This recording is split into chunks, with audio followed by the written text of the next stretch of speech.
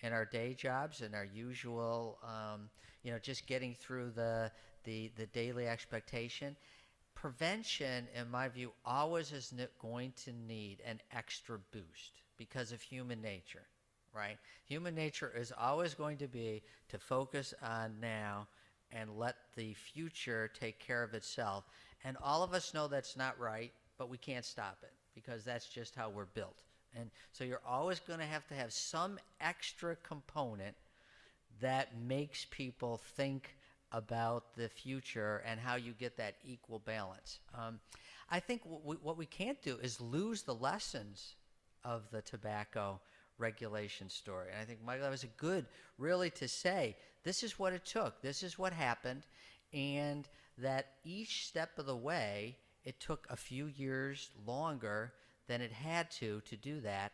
I think a lot of it is changing our expectations of how quickly we understand the data, we believe the data, and we're willing to act on the data, and we bring all those stakeholders together as clearly as possible to get them engaged in that decision-making process. So I don't think there's anything magic, but we do know about it. We certainly have identified those issues more than we did at the time of the tobacco. Hopefully we don't have an adversary quite as strong as the tobacco companies on this either.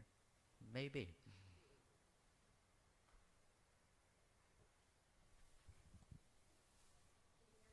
I can, yeah.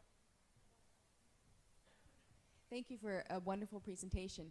I wonder if you can just comment on what you see as the researcher's role in engaging on issues that the community might have that are outside of the scope of the individual research. So for example, if you do obesity research and you're interested in a particular biomarker or gene, but the issue that comes from your research project is you realize people in the community have housing insecurity or food insecurity, or there are other sort of bigger issues. Does the researcher have the responsibility to act on these issues, or connect the research participants with community programs, or what is the individual researcher's role in kind of engaging? Yeah, so she was talking about, right, the responsibility of the individual researcher. And I must say, I always am a little bit concerned that that somehow the community-based researchers are responsible for this broad implementation plan and changing everything, which is not true of many of our other researchers. And it's scary, right? I mean, it's a big commitment in trying to do that. I do think, though, this issue about, you start off by saying, I'm interested in this, and the community kind of says, well, that's okay, but there's a lot more to that than what you're suggesting. That's where the institution has to come in, and that's where I think the CTR or the ICTR have that role, right? The individual researcher can only do so much, particularly when they're junior. A junior investigator says, I just have to get this grant funded. I'm just trying to make sure that I have a job here for the next 3 or 4 years and that I'm going to be promoted, and you can't underplay that. But the universities, I don't think we have been as conscientious as we have to be now to say our job is to put together a team, a portfolio of research that's going to advance and make a difference. And this is where I really worry about translation in our country, because you have a huge number of handoffs, a huge number of stakeholders, and this is where I can exactly see what those patient groups says, who's in charge of my cure. Because, that's where the for-profit motive of the pharma companies had some advantage, right? I mean, they know they have to get this product to the community in this time frame, or they don't make any money. And they are a group that has that. Now, it doesn't work so well because they also tend to pass something off and say, oh, well, now we don't find this is, there's a market for it, so we totally forget it.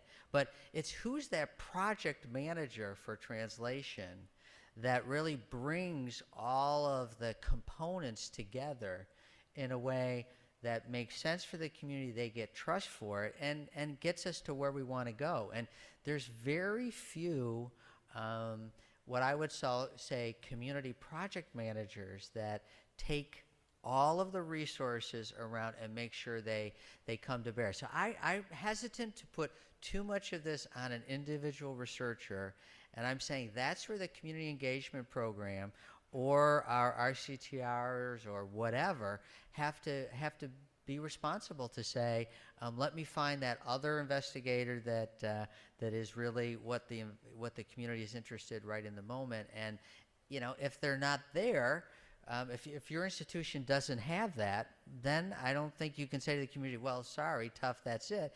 That's where you go to this. That's the advantage of these networks. Well, there's somebody at South Carolina, or there's somebody at Delaware, there's somebody at Hopkins.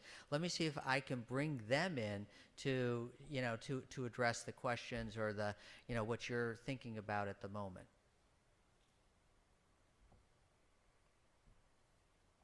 Omar.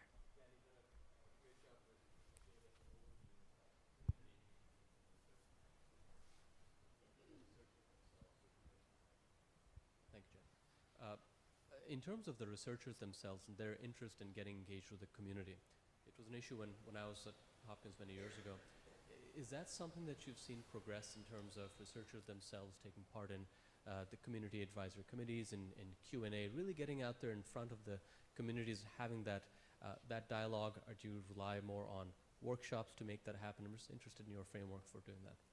Yes. So Omar was asking about researchers' interest in engaging with the community, and I would say that there is a much broader group of researchers interested in engaging with the community than there was 10 or 15 years ago. I think it's two things. First of all, they hear the national discussion around translation, and I know that they are, while each researcher isn't convinced that they're going to have to show impact at the end of their grant, they do know it's in the background there, and it may be coming, and they need to be prepared. And really, if we make it easy for them, that's what they want to do.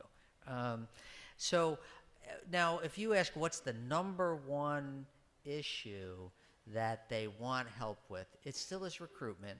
And you have to take it from recruitment and saying, well, it's not just putting that flyer up in the community, but have you thought about employing somebody from the community to help with recruitment? Maybe you should have thought of that before you developed the protocol that is nearly impossible to follow. That happens the next time. So we're definitely seeing more requests on that. There's certainly more of looking at the community of providers and how to engage with the community providers, which I would say broadly. We're not talking just just physicians. We're talking about nurses, home health care, physical therapists, that broader range that we're seeing. So we do, run a workshop, a 2 or 3 hour workshop about once a quarter for people across the university that want to get some experience with it. I mean, the other one that's it's certainly common at Hopkins, and I think it's true across the way.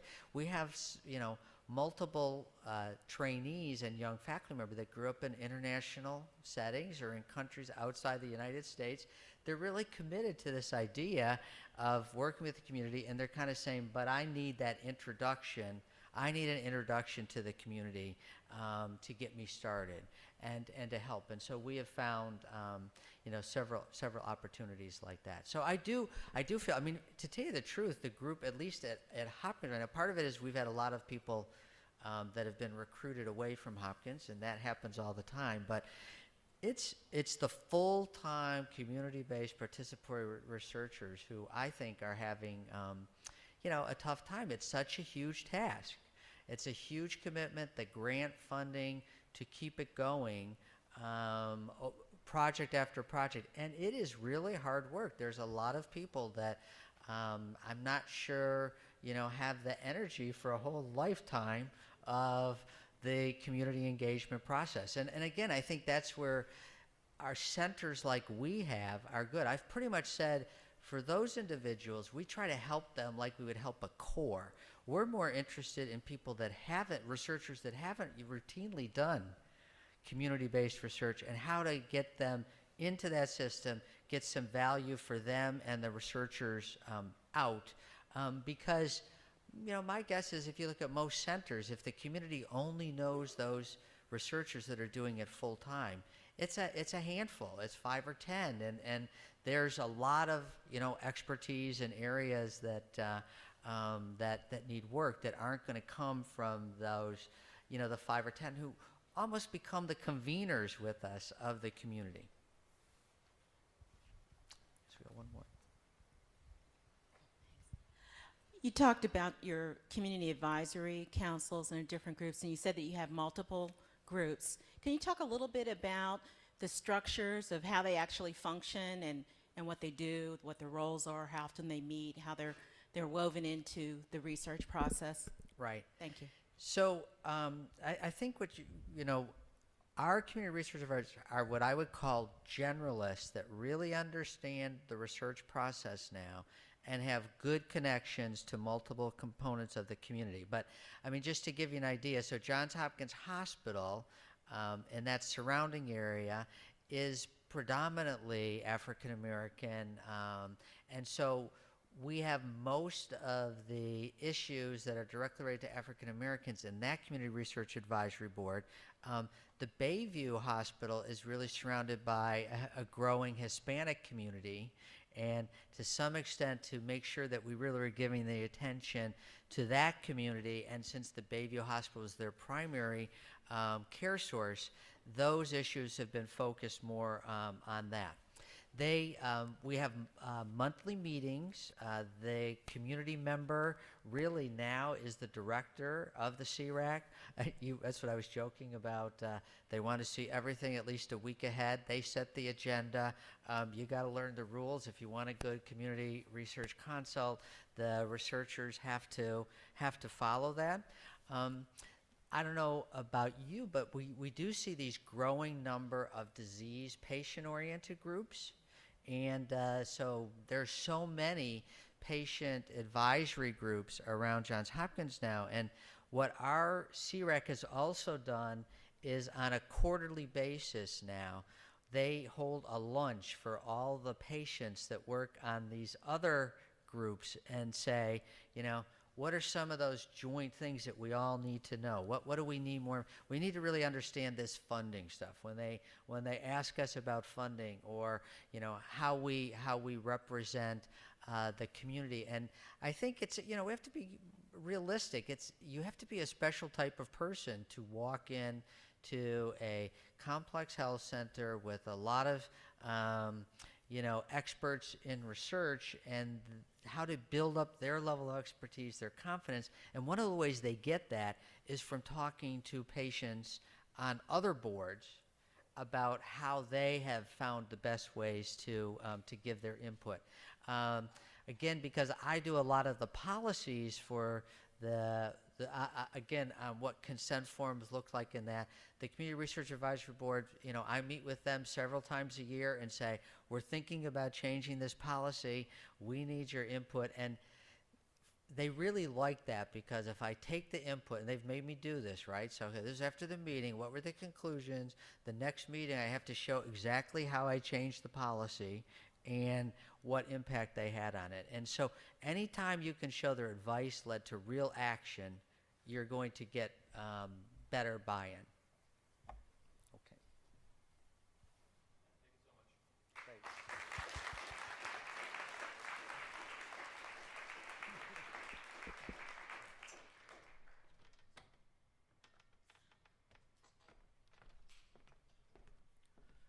So much of the great work you've heard about today, and some of the experiences you've heard from Dr. Ford, they happen in a context of a lot of support, and much of that support comes from our leaders and partners at the state and Congress, and we're very fortunate that we have a lot of folks there looking out for our interests, and we're very fortunate that some of those leaders have joined us today.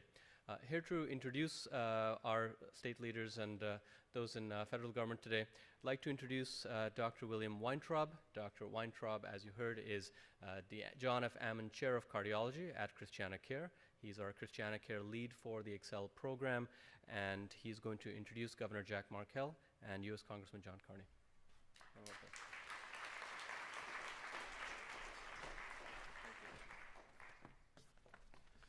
Thank you, Omar. It's really a pleasure to be here this morning, and I have a great task in introducing Governor Markell and Congressman Carney. Now, we often say that we have the best environment for population health studies in the United States of Delaware because of our small size and a small number of institutions and a tremendous amount of support and collegiality between those institutions, and also with our representatives and with state government. We also have a partnership between adults and pediatrics. We heard from Jay Greenspan. So first, I want to introduce Julie Barteld. Julie, can you stand up for just a second and wave to everybody, because you didn't get to meet Julie earlier this morning. Not only do we have a great environment for population studies, but we can do great things together.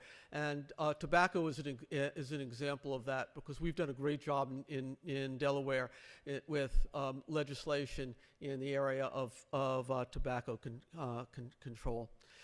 So since the Surgeon General's report in 1964, there's been a decline in cigarette smoking in the United States from 44% of adults to 18% of adults. And that has gone along with a decrease in cardiovascular mortality of 70%. This is a remarkable public health triumph. And a lot of this has to do with really excellent public policy.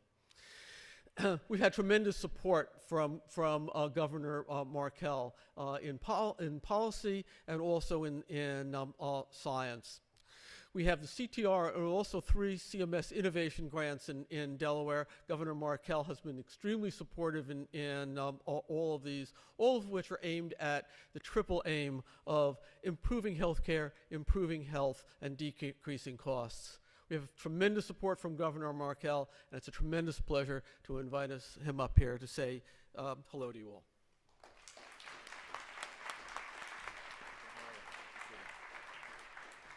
Thank you. Good morning, everybody. Great to be with you. I have to say, looking around the room, this is an incredibly distinguished group. I'm just wondering how any patients are being seen today in Delaware, and how any students are being taught with all of you here. But it is great to be with you, and it's great to be with Congressman Carney. And he wouldn't say it, but I know this must be, the Excel grant must be an incredible pleasure for him to see, because he really pushed this kind of cooperation between academia, our healthcare institutions, government, over many years in public service. So I'm grateful to have him here as well. You know, I said a few months ago in my State of the State speech that much of the future of our economy is based on our ability to innovate, and I firmly believe that to be true. That's true for Delaware. It's true for the country. And so the award that we celebrated a couple months ago, and that's the topic of this conference today, is very much at the center of that. I mean, we would not have received this if it were not for, a lot of people coming together to talk about how we're going to innovate. But what I particularly like about this award is it's not just, it's not just innovation for the sake of innovation. It's innovation for the sake of solving real problems, real healthcare problems in our state and across the country and beyond. And I think that's why this kind of translational research is always of particular interest for those of us who are dealing every day with challenges and opportunities that the people face. Here in Delaware, significant work has been going on for about the last year and a half or so, including by many of the people in this room, to try to really reframe how it is that we deliver and pay for health care. And there are all kinds of buzzwords, patient-centered and value-added and technology-driven. Sometimes you can throw these terms around and they really just sound like jargon, but in this case it's incredibly real. And the bottom line is there's just no way that we're going to be able to afford the pace of increase in healthcare spending that we've seen over the last few years. And that's not something that anybody in this room wants to hear, because it's how many people throughout the state and throughout the country make their living, but it's just a fact. I mean, this is really not about politics or philosophy. This is about math, and we're not going to be able to keep it up, which is why so much of the work that's been going on in Delaware over the last year and a half is so important. It's a heavy lift, but it is particularly important. We see as well, though, this particular grant opportunity and the partnership that came together to secure this grant is especially important, because when we think about how we're going to deliver healthcare differently, how we're going to use technology differently, how we're going to use so many of the resources and skills of the people who are in this room differently, we've got to figure that out together. And I think when you have a conference like this, where the focus really is on learning from each other, whether it's those of you who are healthcare professionals who do that every day for a living, whether it's those of you who are in academia, and I know we have a partnership with the folks in South Carolina, sort of looking to see wherever we can find the right partners, recognizing that none of us has a monopoly on good ideas, and we all ought to be willing to learn from each other, and that in the end is the only way we're going to be successful. So I hope this is a very successful conference, because I think the implications of it are that profound. When you talk about when you talk about translational research and the like, if you're not in this field day in and day out, people's eyes tend to glaze over. But I really do believe that when we look back, this particular grant and this particular partnership and collaboration, a few years from now, not that many, but it'll be a few years from now, we're going to look back and say this was really a pivotal moment. When you combine this kind of research collaboration with the work that's going on to change how we deliver and pay for healthcare in Delaware, I think we're on to something incredibly important. And we just need to really stay focused, keep our foot on the pedal, and I'm confident that we're going to really be able to come up with some things that are going to be great for our health, the population health management, and it's also going to be good for everybody's pocketbooks as well. Thanks very much for all you're doing.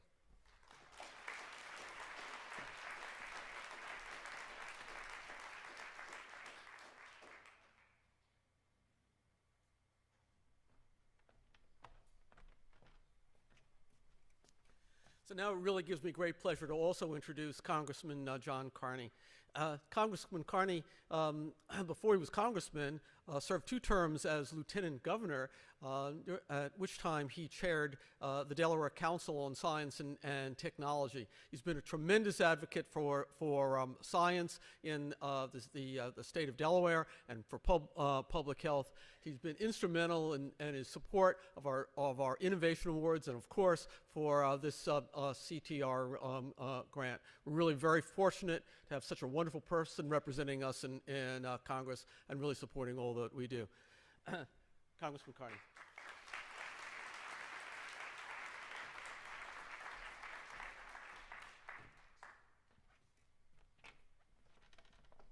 Well, thank you very much, and good morning. As I was sitting there listening to Dr. Ford, I was thinking, usually the elected officials, Governor Markell, myself, members of the delegation, other elected officials come at the beginning of the program to welcome you. I think the thinking behind the planning for this committee was to give you a little bit of an intellectual break from the initial presentation so we could dial it back for a few minutes and talk generally about policy. Thank you all for coming together today and to wish you well in your great work. I want to thank the governor. He had to walk out for his leadership and for Bettina and all the folks that work with him to change the way we're delivering healthcare, to help change the system here in Delaware to meet the very serious issues and challenges that we have. Governor Markell and his folks have made it possible for this grant by matching the federal funds that were the purpose here. I don't know about you, I'm just happy to be back to work today in my regular job. I spent the whole weekend painting. And I don't know how many of you do work around the house, but this home ownership thing is way, way overrated. My back hurts, there you go. My back hurts, my shoulders hurt, my hip, And it's a reminder to me that, Jack, when I used to do this stuff when I was 38 years old, it's a heck of a lot easier than when I'm 58 years old. It's also a reminder that the generation that I'm part of, the baby boom generation, is coming of age, that age where we're going to be consuming more and more health care. And I think the data is something like this: over the next 30 or 40 years, the number of people over 65 is going to double in our country. And those that are under 65 that pay the payroll taxes that fund Medicare is only going to be go up by 35%. As Governor Markell said, that's a significant math problem. It's a significant challenge that we all face. One of the first things that I learned when I went in 2011 to represent those of you who are from Delaware in the Congress is that we have a significant budget imbalance in Washington, D.C. If you haven't paid any attention to that, it's a huge issue. National debt now is $17 trillion. You might ask how I ask. Well, as I go to my committee assignment every day, Chairman Hensterling has a debt clock that's on one of the television sets that keeps churning and churning and churning. And the Congress's reaction to that has been really not very thoughtful. We've been cutting things across the board, cutting research and development, cutting investments in education and in the future of our economy, and not doing much about the real problem, which is our out-year liabilities. I've heard former U.S. Senator Domenici from Arizona say that the most difficult part of our fiscal problem is the rising cost of health care and the demographic wave that's coming at us. And if we don't address that, if we don't address that underlying healthcare cost inflation, then we're not going to be able to address our fiscal problem. And the fiscal problem is real. You might say, well, it doesn't seem to affect me on a day-to-day basis, and that's probably true. But it is the most significant threat to our overall economic prosperity that we face. And it's not a today problem or a tomorrow problem or maybe a next week problem or even next month problem. But long into the future, it is a significant, significant problem. And so why do I mention this? Why does Governor Markell mention it? First of all, it's one of the things that's driving the budget challenges that he has here in the state of Delaware in terms of Medicaid cost inflation. And I mention it because here in Delaware, we have an opportunity to do some, with this grant, to do something about it. We've worked together on a lot of issues. It was mentioned smoking cessation, cancer control, and we're really having a huge impact in our state. We've leveled up, if you will, the screening rates on colorectal cancer between African Americans and the general population. No other state in the union has done it. We have the players here in this room to figure some of this out. I know your focus is going to be on improved treatment and outcomes and that kind of thing, but cost has got to be a part of it. When I chaired the Delaware Healthcare Commission, we had a three-pronged approach to healthcare: access, cost, and quality. We spent most of our time working on access. And right now, Bettina and her group is doing all we can we can enroll as many people, as many Delawareans as we can in the new Affordable Care Act through the website and all of that. And that's really, really important. But as we bring those people into the system, we need to focus on how to deliver health care in a more cost-efficient way, because the current trajectory is just unsustainable. And as the governor says, I know that's not something that people want to hear, but it's the reality. And you can be the answer. That's the good news. Delaware can lead the way because, as Dr. Weintraub said, we are the kind of community where large institutions like hospitals and universities have a history of working together. We're small. We have the Delaware way when it comes to making political decisions, where at the end of the day, it's not so much about whether you're a Democrat or Republican, but it's more about doing the right thing for the people of our state and the people that we represent. Thank you. That deserves. I'm reminded when I'm here in Delaware that a bad day in Delaware beats a good day in Washington, D.C. any day of the week.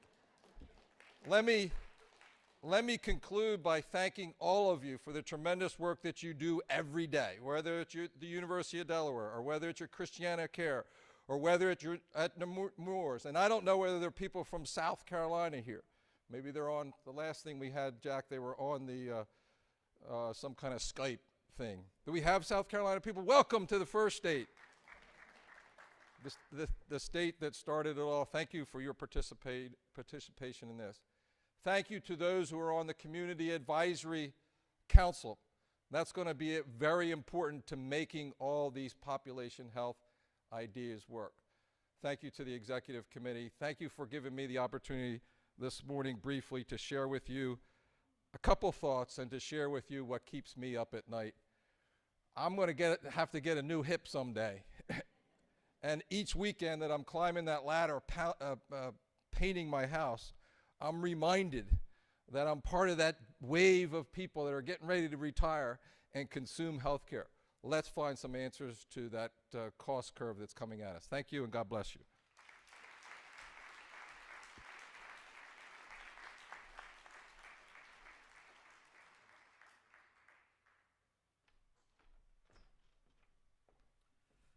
Thank you so much, Congressman Carney and Governor Markell.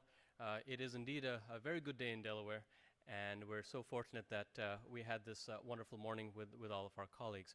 We are going to give you all the opportunity to caffeinate, and as a reminder, coffee is there, restrooms are there in that order.